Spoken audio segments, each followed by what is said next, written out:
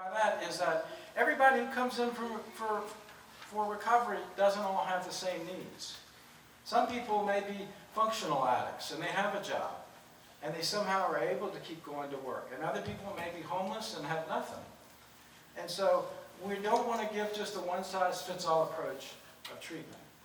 So in that first week of admission, we will be doing some in-depth assessments, looking at vocational assessments, looking at their housing resources, financial assessment, making sure that they're registered for Medicaid. Many people, even though they're eligible for health insurance benefits, are not registered. And so we want to make sure that we give client-centered care in which we kind of tailor a specific treatment package to the needs of each individual person. So we're looking to partner with many agencies like Department of Vocational Rehab Services, in which they can come in and see if people will qualify for certain voc rehab services. We want to be partnering with West Virginia University Extension so that people can learn how to cook. And our kitchen that's going to be housing people will be providing for people will be a teaching kitchen. So people can know how to make something besides a bowl of cereal. So when they discharge the community, they can actually know what kind of diet or food do I need to eat that helps optimize my health and reduce some of those biological triggers that can come from malnourishment. So we want to be very client-centered in that way. We want to be very community connected. And that's the next C, is community connected.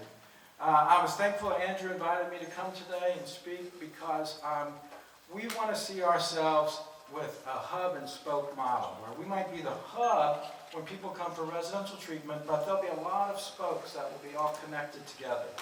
So we want to be very, very community connected, not just with other social service agencies, but also with churches. And so we want to be able to have things like our vans going out to community resources, like Celebrate Recovery, like our youth, like some of the other things that are happening in the church basements that Senator Unger mentioned about. We want to be community connected so that patients can feel they are a part of that community.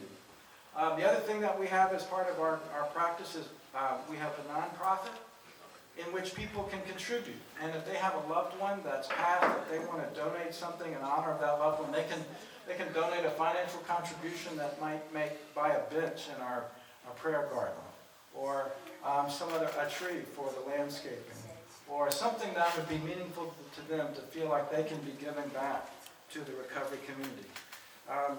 The other thing that's part of that is we want to be able to have funds to be able to help those who need steel-toe boots or uniforms to go to work, or they need their first month's rent, that we can help provide them those financial resources that some people need to get started. So we're going to be emphasizing a continuum of care, a confidence-building program, collaborative care, client-centered, and community-connected. And we are tentatively looking to open next July. Personally said July 4th is kind of like our D-Day. As a declaration of independence from the power of addiction in our community.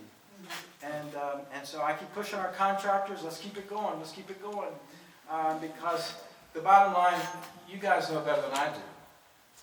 This isn't about a building. This isn't about a deadline date. This is about people's lives, and in some cases it's a life or death scenario. And so I hope you'll continue to pray, and I feel like our building is and the grant we've received is a function of many of y'all's prayers. I know you've been praying heavily for more resources in the community. And so we are fruit of that. And so I want to say thank you for your prayers, and I want to encourage you to continue to pray, and so that lives can be transformed and our community can be restored. So thank you very much for having me.